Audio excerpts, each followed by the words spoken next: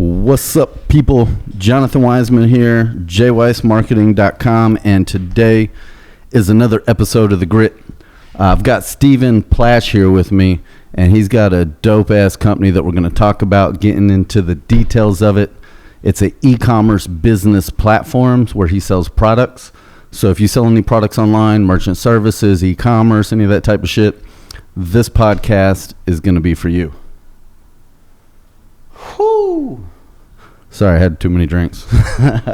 So we're going to get right into this. Steven, what's happening, brother? Thanks for coming on the show. What's going on, Jonathan? Man, just grinding. I was checking out your products and your website. I haven't had a chance to see them in person yet. I used to build trucks a little bit back in the day. I say I built them. I didn't personally. I had somebody that did. And we used a lot of different LED lights, and I used to play around with ATVs and go get stupid in the mud. And the first thing I thought about when I landed on your website was that would have been some dope shit to have back in those days. Oh, yeah. So I want to take it back, though. I believe it's all about LED lighting for different applications. Correct, yeah. That's all we do is LED. Simply, I mean, it's that simple. LED lighting. The days of halogen are gone. The days of high-pressure sodium, the days of all the other types of lighting are pretty much, it's LED now, and then you've got some stuff in the works. It's like laser that's coming out. Really? Laser, that's going to be interesting. Yeah. Well, cool. Well, let's go ahead and take it back and I want to hear your story. I want to hear how you got started in the business. We're going to talk about the ups and downs, the nitty gritty. And anybody that's watching, if you get value from this, if you know Steven directly, if this brings you value, whether you're in the lighting business or in e-commerce, we'd love for you to go ahead and leave a review, share this, share it with others so we can get the word out there. But let's dive right in. Let's tell me how you got started into the LED business. Man, it's a means of necessity. You know, I couldn't afford the lighting that I wanted. At the time, this was 2007. I was at the motocross, Houston NRG, and there was this Toyota Tundra that just started strobing at the end. And I was like, what in the hell is that? I got to have it. Yeah. Always been the guy that walks in the room and turns on all the light switches, adds accent lighting. You know, I've always had kind of a lighting problem. So when I saw that, in a good way. Yeah. A lot of my best customers have lighting problems. Yeah. When you were at motocross, was it for bikes or were they doing some? Yeah, it was motocross. Yeah. Okay. So they were just racing bikes and doing different shows and shit. They just had they always had that truck drive around the stadium or whatever, and it was going crazy. So I went online right then and I ordered a 10-inch rigid bar, $450. Holy shit, that's a lot of money. That's expensive. Yeah. And this was how long ago? 2007? So over 10 years ago, and it was still $450. Mm-hmm. They're expensive as shit. Yeah. So once I played around with that guy, put it on my ATV, drove through the mud, realized that was the future. This is what we need to be using for everything. So then I kind of just took that mentality to my bow fishing boat that had some halogen lights duct taped to the front rail. Had a Generac generator, which was a royal piece of shit. The whole boat vibrated. It was just a terrible setup. Yeah. I'm like, there's got to be a better way. So scoured the internet, ran across this site called Alibaba. You know, what's all this shit? All right, cool. Let me try to order some of this stuff. Met some people on there and got some stuff in a couple weeks, a month. And most of it I said it was okay. It was junk. There were some good ones. There were some bad ones. And so I kind of just took all those parts and I did what I call Frankenstein in them. And I built my own lights for my boat. And with the rest of the parts, I put it back together and I sold it on Craigslist. Real cool. It was that simple. I'm like, all right, so now my boat's good. I just made it, doubled my money, and I got free lights for my boat. I'm like, well, shit, let me try this again. And so I just did that over and over again. And I had a $100,000 a year job, construction superintendent. They were working the dog piss out of me. I was going to ask, how old were you when you started the business?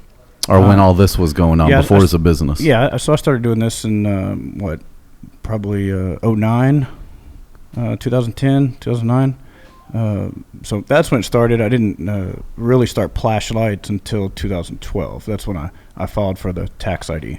2012? Yeah, but there was a year or 2 years where I was slinging them out of the garage. Yeah.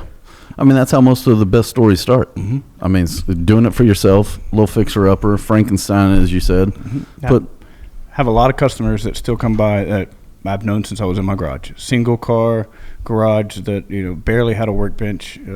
Makes this place look, really large. And I'll take that as a compliment.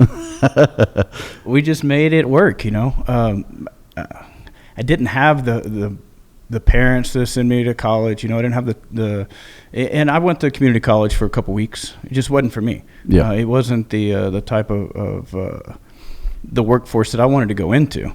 It wasn't my cup of tea. Yeah, I mean, I was telling you the same thing before we started the show. I'm a high school dropout at the age of 17 and started with a $300 inheritance, and Dad was like, get the fuck out or live by my rules. I said, peace, and started there. And that's the best education you can get, in my opinion. It's get out there and grind, and you got to figure it out. Luckily, starting your business, you said you had a superintendent job bringing in a decent amount of income.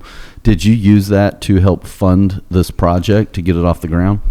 Absolutely not. I was terrible with money. I was in debt, house, car, credit cards, boat, probably a stupid generator. I think I was $45,000 in debt when I started this company. I applied for a Discover card, $5,000, and I said, hey, I'm going to put everything on this Discover card. I'm in it for $5,000. Let's see what happens. And that's how it started. Just doubled and doubled and doubled, and next thing you know, there's 30 credit cards now that I have, and lines of credit. But there was a $5,000 credit card. So it all started with a $5,000 credit card off some good credit. That's it. There you go. Wasn't even that good of credit. There you go. I mean, that's the fucking story of dreams. Mm-hmm. I love it. So this was 2012ish. This was probably 2010. At what point did you start generating some money to where you were like, wow, this is actually an opportunity not just to get my own stuff for free and outfit all my toys, but this could also, be a substantial business model to make a profit? Was there a certain point or aha moment that you had from toying with it and Frankensteining it to where, okay, I see dollar signs and opportunity here? I knew I didn't have the credit. I knew I didn't have the capital to go all in. So I put all the profits back in the company. Did that for a year and a half.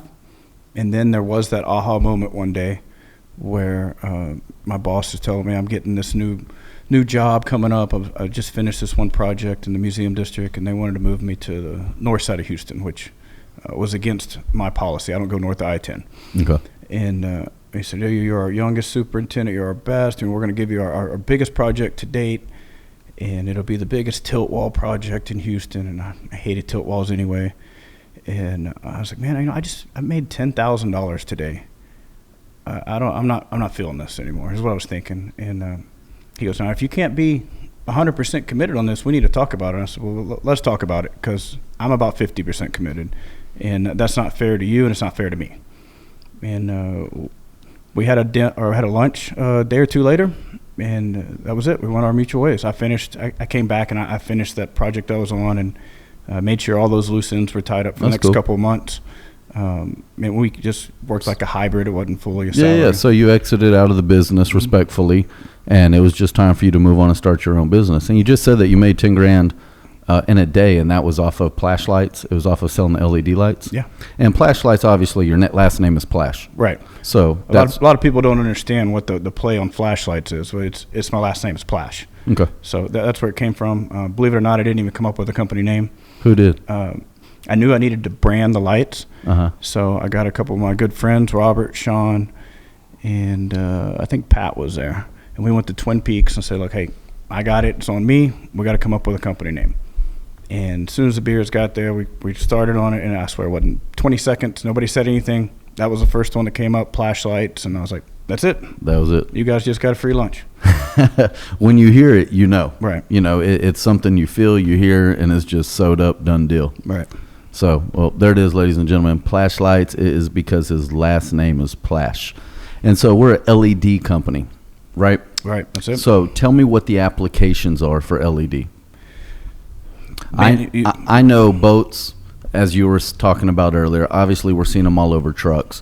But break it down. ATVs, what else can we put these on? So, of course, the marine market is our largest market. Probably 80% of our customers, it's for their boats or their boat dock, their boat trailer, their palapa on their boat dock, something on the marine side. The automotive side has been huge.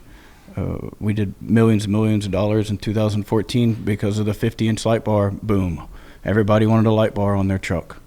But the automotive side is super saturated now. That's why we focus on the marine. But we do so many other things that people don't know that we do. We're a lighting consultant. Like I said, I have a lighting problem. Well, if I see someone, it could be my local restaurant, it could be the school down the street. If there's a problem with lighting, I bring it up and say, hey, I can help you if you're interested. And 9 times out of 10, people don't care. But then you'll find that one person, and we'll fix it up. So it could be like I said, the bar, it could be the restaurant, could be the park.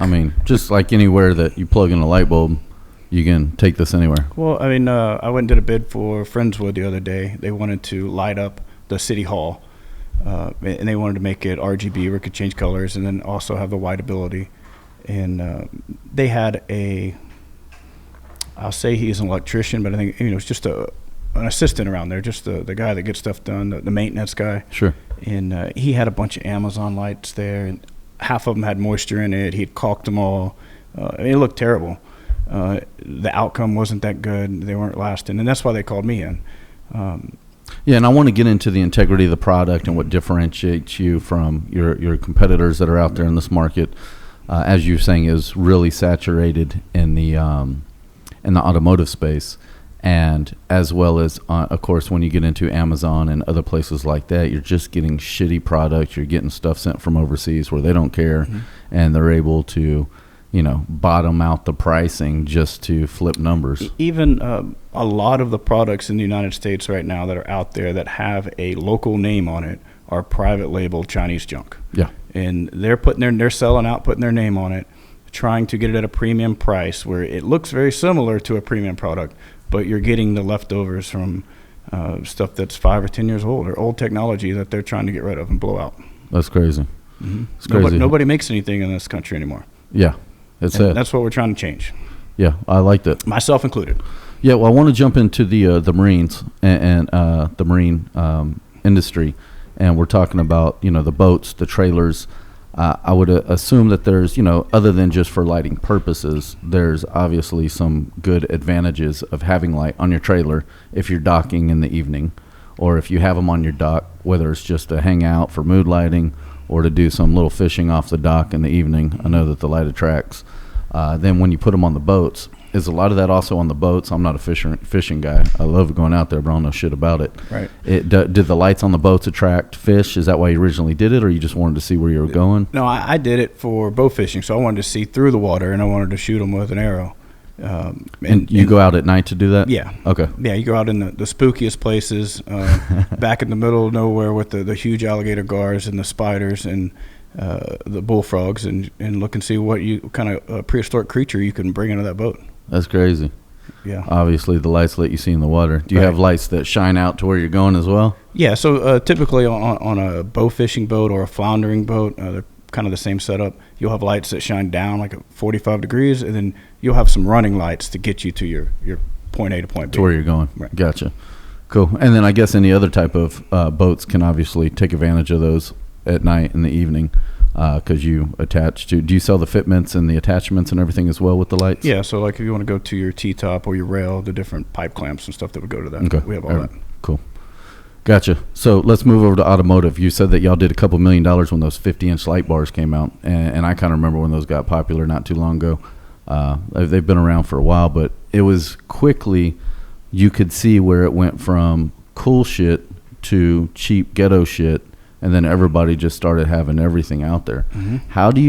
How would you know what is a good quality light to buy versus the shit? Is there a way to detect the difference? It's one of the hardest things that we have to do. It's to explain the difference between something that looks identical to the novice or to the naked eye. And so how can you explain it? We have to put it into pictures, because the e-commerce customer can't grab it. They can't feel that product. They can't tell you that the aluminum's thicker on this one than it is on that one. They don't know that the lens is thicker, that it's got a better coating, a UV coating. You can put all the specs on there, but pictures are worth 1,000 words. Sure, absolutely. And a video 10 times that. Mm-hmm. Let's talk about ATVs. I've had side-by-sides and four-wheelers and all kinds of toys where we'd go out and tear it up and go mudding and tear shit up. Big money pits. It is. Yeah, don't let my wife see this one. The lighting. I can't tell you how many LED bars I went through where they would just go out, the cables wouldn't connect, it wouldn't stay on the battery. I mean, every single time I went out, I had light failure one way or another. And that's the scary part. Like you were saying, you go out as far as you can into the boonies, away from everybody. You're out in the middle of the forest with everything, every living creature out there at night, and your LED is what you rely on. I mean, that's your life support. And then you have a light that goes out and you're blind. It's you can't even find your way back because once you're that far out. So how is your lighting for ATVs? Does it have an application for that in use? Yeah, so we spec all of our products for marine application, and if you can build it for marine application, it will fall down on anything below that, automotive included. Okay. Off-road, you want to throw mud at it, you want to take it to the car wash and blast the bugs off of it, sure. Okay. We got that. And there's some other things, where if you do mess up our light, if you blast it with the pressure washer too hard and it gets full of water, we fix it. All you have to do is send it to us. That's cool. Forever. That's really cool. So lifetime warranty on that type of stuff. Yeah, we're a competitor like KC, big name in the lighting business, been around forever. Everybody thinks of the smiley face. If you get moisture in their light, they call it an act of nature. And say sorry. Good luck. Yeah. Gotcha. That sucks. So let's talk about some of the other competitors out there. Who do you see as, the top 3 or 4 people that you're competing with on the market? KC, I would assume Rigid's one of them. Rigid, yes. Rigid used to be the largest one on the market, and I guess they still are, but they sold out a couple years ago. I was going to say, do you think they're getting a little commercialized and sold out and falling off? Yeah, and it's the perfect time for us to move in. What happened? Why did they do that?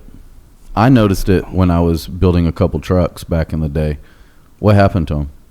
Did they start overseas? No, they still built everything here. Okay. They got more into the accessories. They got into lower quality LEDs where they could sell them at a cheaper price, like the Radiant series. Added the backlighting, which we came up with back in 2011, and tried to sell it to the masses versus selling a good quality product to a few. At a higher price point. Mm-hmm. Yeah, that'll put you out. And now they're a big corporation, and that customer service is gone. So where do you produce your product at? Dickinson, Texas. Here locally. Mm-hmm. You have your own warehouse and manufacturing. Mm-hmm. Everything's in-house. Yeah. Now, we don't do everything. We do as much as we can. Sure. There's some products that we'll probably never make over here. The strip lights, as an example. It's just a nasty process. Yeah. I about lost my boots walking through the factory in China. It's 55-gallon drums everywhere. They can have that. I'll let them make that. But anything we can make over here, we're trying to make more and more of it here. We want it to start here and end up here. Yeah, it definitely makes sense. And I've got this truck that I was checking out earlier. This is a H1 that you built out? Yeah. It's my favorite truck. We got that when I was single. Dude. I love the H1s. And that spray on those, that's crazy. Yeah, that guy would, I could see the end of my street when I lived in Bayou Vista. And the street was a mile long. Wow. I could see the sign at the end.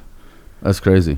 So are y'all doing lights that replace the bulbs as well, or are y'all doing more of the strips and the big bars and all that? So we do an automotive replacement headlight. It's called a LED conversion kit. Okay, cool. So it's plug and play, direct replacement, anywhere from 4 to 10 times brighter than your stock halogen. Same beam pattern, so you're not blind and you're not that guy. It's really one of the safest, the best upgrades you could add to your vehicle. When a customer comes in and they think that they want this 20-inch light bar to mount on their truck, I'm like, well, when are you going to turn that on? Yeah. When you go to the ranch, okay, yeah, that's perfect for that. But let me show you these. This is a lot better return on your investment. You can use these every day. And once they see that, I'm like, look, try them out. If you feel like you still need a light bar, come back, talk to me. I'll make it right. But I bet you'll be happy with just this. So you're giving them lights to replacement lights, headlights, Mm-hmm. headlamps. Was it called headlights, headlamps? Yeah, you still call them headlights. You still call them bulbs. It's kind of like Coke. So y'all are just redoing them there? Yeah. And that's beats the purpose of getting some of these LED lights. 'Cause I think a lot of people like to get the LED lights for the cool factor. It looks cool. Right. But yeah, I mean, when they come to wanting to spend $400 or $500 or whatever it is, and you're like, look, just pop out some bulbs and replace them with these, you're going to have better use out of them. Right. Makes a lot of sense. That's a good way of doing business. Right. So what really separates you, if you can pick a few things that separate you from some of the competitors out there, if we could do a side-by-side comparison, what's the difference? Where you take the product away, customer service is really one thing that I think all of our customers would say. They love dealing with us. They love our warranty. If you have a problem, we make it right. I always go back to Homes on Homes, the Make It Right slogan, those guys up in Canada. Yeah. They'll tear the whole house apart to build it back right. And that's one thing I learned in construction. I worked for Vaughn Construction here in Houston for about 7 years. And if something was put incorrectly, if it wasn't built towards that spec, we're going to tear it out and we're going to do it again because we owe you this and we're going to do it the right way. And that's what we do. I still have a lot of slogans, a lot of memorabilia, if you will, from when I did construction. I have a picture of it was called the Kabir building posted right on my door frame when I walk in and out of my office every day. It says "Work Harder" written across it in a Sharpie. So customer service, definitely making our product as best that it can be, and making it here in the U.S. as well. Yeah, and that wasn't something that we always did. It was some Chinese stuff that we quote unquote Frankenstein. But yeah, you got to graduate there. It's not cheap shit to do, especially when you get into manufacturing and volume. It's a lot more expensive. It's a lot harder. Anybody can call China, email them, and say, "Hey, put my name on that. Send it over here." White label. Yeah, that's easy. Yeah, making it here, finding the proper people and the channels, the packaging. The packaging was a big deal. To find somebody to make me a box here for under $12 for a colored box. It's tough. It's very tough. I've been in e-commerce for many years, and just for the supplements that we were doing, to find a good quality box that was going to get through the shipping and end up in the customer's hands, still look like a box. It's not easy to find that shit here. Right. A lot of lessons learned to get to this point. Yeah, absolutely. No, yeah. I can share in some of those lessons, definitely. And that's what we need to pass on. Because not everybody needs to go through the troubles that I've gone through or you've gone through. There's a lot of the failures are the things that you always remember. Yeah, for sure. And then they're always in the forefront of your mind. Like, okay, we're definitely not doing that again. Yeah. I always say it, I learn 10 times more from my failures than I have my successes. And that's why it's important to have them. And it keeps you on your toes and keeps you wiser and smarter and working harder. And I like that you're here in America, doing as much as you can here. You're also obviously employing people here. How big is your operation here locally? I think right now I have 7 full-time employees. I have 1 part-time. And 1 contractor, which is an outside sales rep. How big are the facilities that you have here? I think we have 4,200 square feet, and then we're getting some bids to do a 2-story. It's going to be another 4,800. Gotcha. We need that for the manufacturing side. Right now, if we were just doing assembly before, we've got room for that. We've got room for our warehouse, but we don't have room for 10,000 units of each model to sit on the shelf to be assembled in a full assembly line, and that's what we need the extra space for. Yeah, and I think that's part of the reason why I'm asking is because our audience is looking to get into producing their own products and manufacturing and in-housing it. They need to realize what really goes into producing a product.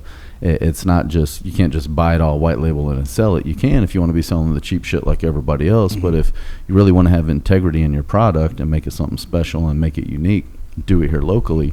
It takes a lot of overhead. At what point was it that did you decide to start in-housing your product? How long ago was that? So in the beginning, I realized that we need to make ourselves different. We can't just Frankenstein some other Chinese junk and put it together and expect that to last. So how are we going to make ourselves different? That was always the question. How are we going to make our products better? Okay, well, we're doing all the assembly. We're doing all the warranty. So right there, that narrows it down to about 4 LED lighting companies, Rigid being one of them, just basically the big players. Sure. All the other guys, if you have a warranty, they throw it in the corner, send a picture to China, and get another one, or get compensated for it, where we fix everything. And so we realized that to stand out and to be different and to make the best quality product, we're going to have to do this stuff ourselves. And I've been screwed over too many times by China when I give them my ideas. Next thing you know, my competitor over here has got it on his shelf before I even get my sample. Yeah. So if you want to do it, you have to do it yourself, and you have to keep things secret. It's hard. People like to talk about things that they do all day. People like to talk about exciting innovations. You know, it's something that excites you. The reason you get up in the morning, you want to tell your friends. And it's hard not to. Yeah, it is. And that's kind of where we're at now. We've got some patents that aren't pending yet, that haven't been submitted, that we're finalizing. We've got a lot of products that are just samples and demos of the next curve. I say the next big thing for the LED lighting market, and it's not just the marine side or the automotive side, all of LED lights. I mean, if we could make an LED light last 10 times longer, I mean, if it's supposed to last 7 years right now, 50,000 hours, and we think we can make it last 30 years, I mean, that's huge. That's pretty significant. Right. And we're on that cutting edge right now. We just have to make sure we can cross our T's and dot our I's. That's crazy. That's good. 30, I mean, thinking of a light lasting 30 years is retarded. Well, what fails with the light? You get either the housing falls apart, you know, so it's going to be some kind of metal that's not going to last in a corrosive environment. Okay. And we're eliminating that. The LEDs overheat or can't dissipate the heat properly with the housing that's failing. So we're eliminating that. And then it's just the lifetime of the LED itself. And on that lifetime of the LED, if it's 50,000 hours, it depends on the temperature and the voltage that it's running at. So if we have that LED at a lot lower temperature, it's going to last longer. Sure. It's common sense. I'm sure there's a lot of science behind it. It's pretty easy stuff, no? Yeah, but it's a lot of common sense. And one thing I want to touch on earlier, you're talking about a patent. And I know that getting a patent is a pain in the ass. It's expensive. It takes time. What has been your experience? And obviously, you're applying for a patent, and you can't get into the details of what it is or what it's for necessarily. But I'd love to hear what that process is like. I'm not a fan of patents. Not at all. I don't believe in them. It's just I'm the kind of guy where if you're going to build something, build it now. And if people are copying you, you did it right. And by the time they're copying you, you better be working on something else. Sure. That's a good way to look at it. Patents are great for chemical compositions. They're great for certain things. But for a design patent or for material that's common knowledge, all we're doing is putting it into a different configuration, if you will. The patent doesn't really do anything. All you have to do is change one thing. Yeah. The patent will give us some security against larger companies, but it's not going to give us any security against China. It's not going to give us any security against small guys. Yeah, because China will copy it all day long and sell it to whoever because they don't care. Right. And other people will still buy it and stick their label on it because they don't care. Right. And there's not enough lawyers and money flowing to just go after every guy out there that's trying to white label or knock off your stuff. A funny story, when I was in my garage, I got 5, it was all in one package, but it was 5 letters of, what did they call it? It was from Rigid, from their attorney group. It was a big packet that I got served with cease and assist. And so I'm going through this, I'm like, hold on, guys, I'm doing $50,000 a year here, you know, I just started. And you're sending me a cease and assist from 5 different things with pictures and documentation. First, it scared me. Yeah, sure. And then, as it would anyone. Right. And then I was like, you know what? I'm doing it right. I'm doing something right. Yeah. These guys are scared. And look at me. And I just started this stuff, you know, working after hours, 8 to midnight. And now I'm getting a letter from the biggest player out there. So it ended up being motivation. I still have them. Yeah, I should hang that up on the wall. Yeah. That's got to feel good when that comes in. You got the biggest company in the game sending you a cease and desist. Mm-hmm. You know you're doing something right. Right. Congratulations on that for sure. Me and the owner met at SEMA the next year, and definitely we're not friends. Not a nice guy. He's about twice my size. You know, I'm almost 6 foot, you know, 220, and I think he's probably 6'6", 300. Damn. He's a big boy, so I stayed away from him. But definitely, you know, he had a whole crew, and I think every LED light company that was on his radar got those letters that year, and none of them were valid. they were just Scare reaching their tactics. scare tactics for sure. Yeah, I've had those once or twice as well. And for some of the little guys though, it comes down to, can you afford to fight it, or have the balls to stand up against it? That's one of the things that is important as a entrepreneur and owning your own business, especially if you're going to get into products, is having the right types of insurances in place so that anything does come up like that, your insurances will, if you get the right ones, they will protect you so that you can hire attorneys. The insurance covers it in situations like these. Now, get with your insurance agent. Don't hold me liable for that, because it really depends what coverages you have. But in certain cases, that's when you have to have the big policies to cover your ass in those situations. And easily it'll put, I have a buddy that, I won't even get into what he's doing because I don't want to throw a red flag on him, but he's in a clothing line industry, and there are some competitors who have sent him a cease and desist, and it was more of a scare tactic. They really didn't have anything on him, but it's scary as shit, and he's a little guy. He can't afford to fight it. He didn't even have enough money to call a lawyer to ask them questions to see if it's legit or not. So what do? It's scary shit. Yeah, I'm just you go off your gut. If you think if you're really stealing something, then you'll know. Yeah. But if you're doing what you think is best with common products, common knowledge, and just putting into an assembly that's similar, go for it, man. Keep going. Yeah, Don't stop. I like that. That's good advice. I'll keep people going. So I want to jump back over to the marketing side of the business. Where are you selling? Where can people find your products? We're in a lot of automotive aftermarket stores. Used to be truck fitters. Now it's I think they were ranch hand truck fitters. Now they're big Tex trailers. Familiar with them. So you're in a lot of brick and mortars. A lot of brick and mortars in the Texas area. Once you get out of Texas, not so much. Then we're just either OEM or e-commerce. Okay. And when you're on e-commerce, what different platforms are you on? Obviously your website. Yeah, that's it. Okay. Just our website, which we use Shopify, which is one of the best ideas, or the best platforms that we've ever used. Yeah, it's a great shopping cart platform. Were you with anybody before Shopify and you moved to them? Oh yeah, I've gone through them all. Yeah. What were some of those experiences? I started with Vistaprint. That one was actually probably the best. Really? And then when I went from Vistaprint, I went to a company I'd met at SEMA. They were out of Michigan or something. They were terrible because every time you wanted to make a change, you had to call them, send an email, and they would do it for you. You didn't have access to it. Yeah, and they would charge you for it? Right. That was a nightmare. And then I went with the local guy that had all the air conditioning and the restaurants and the dentist office. And he was really knowledgeable, but he spread so thin that I couldn't get time for him to work on my website. And if I had to buy his time, I couldn't afford it. Yeah. And then he had it on a kind of a self-pay so that I could work on it, but it wasn't the right platform. It was some platform out of Hong Kong, I forgot the name of it. So then I said, you know what, man, I'm doing my own thing. I'm using Shopify. And we did that January 1st, 2018, and it's been one of the best decisions. Yeah, it's an amazing platform, and I recommend it to most of my clients that do e-commerce. We use it for some of our e-commerce companies as well. I love it, and all the automation and everything else.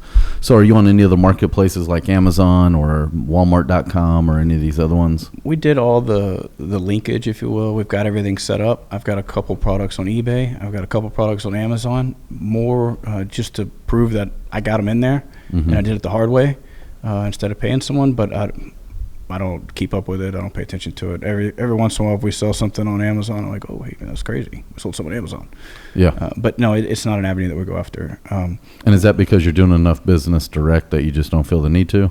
Well, I don't think you can ever do enough business. It's just that our time is set aside for a bunch of different things, and business to business is our main thing. Okay, gotcha. So I realized that years ago is that, I can go and I could sell my products to you, and then now you can go and sell it to everyone else for me. Sure. It's a lot easier than me making that sales pitch over and over and over again. Yeah, no, absolutely. It makes a lot of sense, especially for the online sales. Do you allow your retailers to sell your products on Amazon? Right now, it's not written in the terms and conditions, as long as it's listed at the job map pricing. The map pricing. Gotcha. Makes sense. What do you do right now to generate business, to generate leads for marketing a company like this? People that want to get into e-commerce, that are selling a product, especially one that they're developing or manufacturing here locally. What have you seen, of the different techniques or tactics that you've done? What has worked for you? What do you like? what has eaten your fucking lunch and wasted a bunch of money? The best thing is trade shows, believe it or not. Much as I hate them, I hate trade shows. Why do you hate them? Because I've done so many of them. Yeah. It's just the grind of the trade show. It's the different lifestyle, living on the road, packing that trailer up, putting the booth together, and then tearing it right back down. It's a lot of work. It's a lot of money. Let's talk about that for a little bit. When you do these trade shows, is it like a tour where you're going to be gone for several months? It can be. I mean, try driving a 32-foot enclosed trailer and a big truck all the way to Miami, and then you're there for a week and a half, and then you got to drive back. I mean, it's like a tour.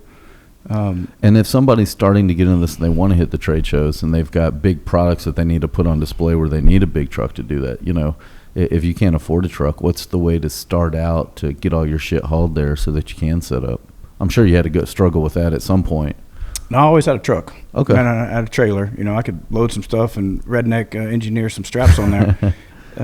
We have never shipped our stuff just because. I guess that's the way to do it too. Just load up a. I'm too OCD to let somebody else set up my booth. I don't even trust anybody driving my truck hardly. Sure. I mean, I'm going to drive it. I'm going to set up the booth. I'm going to make sure if I'm putting $10,000 into a trade show that it's going to be done the way I want it. And if it fails, then it's on me. But I don't want to point the finger and be out saying, oh, well, you should have done it this way. I can't believe we wasted that money. Back in those days when you were getting started, not now because I know y'all are real big, but back then, you know, what size booth were you getting when you were initially setting up? 10 by 10. I still do a 10 by 10. Really? Yeah. And what type of orders do you see coming in from those? Do you sell orders while you're there and get people to sign up and do purchase orders, or is it more to just show off the product? Is it more B2B, or are all the consumers walking by? Share a little bit of that information. So it's always about the B2B. At the end of the day, that's why I'm there. Okay, that's what brought me there. Now, if I can sell some goods while I'm there, and if it pays for the booth and pays for my fuel and my tolls and all that, that's awesome. Sure. And so we used to load this big trailer up and bring all these goods and all these lights and different sizes and different colors and every make and model. And we'd carry them into the booth and set it up. And we're paying double because we had to have a 10 by 20 or a 20 by 20 booth. And we just realized it's like the light bulb went off. We're like, why are we bringing all this? We'll just drop ship it. They need it? Here, go to our app right here. Bam, it's ordered. You'll get it tomorrow or you'll get it on Monday. That's a good setup right there. So you just bring enough for displays, Mm-hmm. and if they want to buy it, you can drop ship it and have it there in a day or two. I ship it for free. You get my trade show pricing, which I usually do about 20% off, and I'm shipping it to you for free. And they get it in 2 days by the time they get home. A lot of times they'll get it before they're even home. That's Just awesome. depends where the show's at. But yeah, it makes life a lot easier for me. That's a smart tactic right there. So if y'all are going to be doing trade shows out there, that is something very wise that I've never thought about, because I've done some car shows back in the day with some lines I had is set it up, have your display there, sell it to them, let them buy right there, drop ship to them, and you save all the fucking headaches of, I'm sure there's a lot of expenses. Just think of shirts. I mean, you have to have every different color and every different size. Well, you have to bring all those SKUs, keep them from getting wrinkled, put them up, hang them up. It's a nightmare. Yeah, it is. Ship it for free. It was a nightmare. Damn. I wish I'd have known you back then. You'd have saved me a lot of headaches. So tell me, was there ever a moment in this business, you know, over the last couple years, and sometimes in business you have several years that are good, they're going in the right direction, you're growing, and then there's a oh shit moment where you made a bad decision or something didn't go right or you took a big loss because somebody did something. Did you ever have that oh shit moment after you got running where you thought that your back was against the wall and this might not work? I can't say I have. I mean, I've made a lot of mistakes, but none of them were the oh shit, where how am I going to get out of it? What was one of those big mistakes you made that you can share with us? Inventory is probably one of the hardest things that I have to do. It's a constant battle to make sure that my liquid cash is now transformed into inventory on the shelf. And how do I forecast what the customer is going to want? I can always, if I have the parts, I can make it. So we really streamline our inventory when we went to doing our own assembly on everything. Because now I can keep a 30-inch housing or a 50-inch housing or just long pieces of extruded housing with the end caps and the hardware, and we can build it when it's ordered. Where before, if I had to have a 30-inch straight, 30-inch curve, 30-inch white, then I had to have it in red, green, blue, infrared, MX, which is orange, amber and white, red and white, and then the white 3-watt and the white 5-watt. That's a lot of different SKUs for one product that looks the same. That is. So inventory has always been a nightmare. So that's been one of your biggest challenges in the business. If I put too much money, $50,000 in a product that I think is really going to be the next big thing, and it doesn't sell, well, they're sitting there on the shelf, and now I've got this product over here that sells that I can't afford to buy it anymore. I can't get the parts because I'm broke. So my money's sitting over here. It's all tied up in inventory. That's a good point. That's something that could definitely, if I was going to go under, that would be one. It'd be inventory. Especially building all these lights ourselves now. If I put all of my profits, say I put all the money I ever made, I got $100,000, and I put it into this new product that I think is the next best thing since sliced bread, and it doesn't sell, I'm out. Yeah, and you're taking it, and there's nobody else to take the hit for you. You'll see me on the side of the road selling LED light bars out back of my truck. I'll pick you up, brother. I'm sure we'll figure out something. I'm going to hustle somewhere, but it's not going to be in that big warehouse. When I see the hat, SEMA 2019, were you at SEMA? Do y'all take cars up there, or do y'all just set up booths and show off the lights? I go to SEMA every year. Just check it out. Once that automotive market was so saturated, never set up a booth. I go there and I'm just looking at my competitors, making sure there's no products out there that are innovative that are going to be ahead of me in this following year. So everybody releases their new products there. I'm there more as a spy.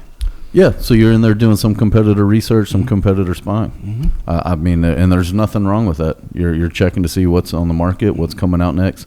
That was one of the things I was having a discussion earlier about market saturation and how technology can cause market saturation. And I'll use T-shirts as an example. If everybody's been doing silkscreen printing for 20 years and there's 100 T-shirt companies all producing the same T-shirts, what separates you? And then if somebody comes out with direct-to-garment print shop and everything is DTG now, that now is going to leave all the silk screeners in a saturated market because you now have the new technology and can do shit a different way. So technology and inventory are the two things that will kill you. Yeah. Well, and you're smart enough to know how and when to stay ahead of that, so it's not an issue. So going through this process, you've been in business, what 2010 pretty much, so 9 years now, roughly? Maybe 7 or 8 of those were actual business before it was Frankenstein in it. When did you finally have that aha moment that, you know what, this is going to work and we're going to be all right, my family's going to be all right? Still haven't had that. Really? No, I'm nowhere near done. Yeah, and it's not about being done. It's not. There's not a moment that I go to bed and then I think, hey man, I'm doing good. I don't have to worry about all this. It never stops. And I think I work harder now than I did when I started. My wife calls me a workaholic. Also calls me super OCD. But it's the drive that gets me up out of bed. It's what motivates me. Some people have hobbies, like you said. You used to go to the mud parks and tear up your side-by-side and four-wheelers. I used to do that, and that was my hobby. Now I found a hobby that makes me money. Yeah, I share in that. Definitely get that. So you mentioned a wife. Do you have any kids? Yeah, she had 2 boys when I met her in the previous, and then we had a baby together. She's 19 months now. Congratulations. So boy thank or you. Girl. Which it was planned that way, paybacks and a girl is daddy's girl. Yeah. So I'd never felt that kind of love before. So it's really, I'm glad that it was a girl. I was really disappointed at first, but everything works out for a reason. Yeah, no, I get it, man. I got 4 of them, and that's what it's all for, right? It's all about the family and the kids and building a life for them. And it's good that we're able to do something that we love doing and we enjoy, and it is a hobby. I did a vlog the other day. It's if you go to work and you don't like your work, then change it. There's a lot of people that are stuck in their ways and they don't like change. They just do the same thing over and over. And you have to stick your head out of that shell sooner or later. Do what's best for you. Yeah, absolutely. Well, much respect for what you've done. What is next for Plash Lights? All these new products is what's next. I mean, that's really what we're putting everything in one chip, and we're hoping that it floats. I know it will. I've always kind of done things that I think are cool, and not to pat myself on the back, but I think it's cool, somebody else, maybe a few people, are going to think it's kind of cool too, and they're going to want it. and that's where I think this is going. You know, I think everybody's going to think this is cool and they're going to want it. It is cool, and you've done a great success thus far, and you're continuing to move in that direction. You're making a splash. You're disrupting your space in the lighting business.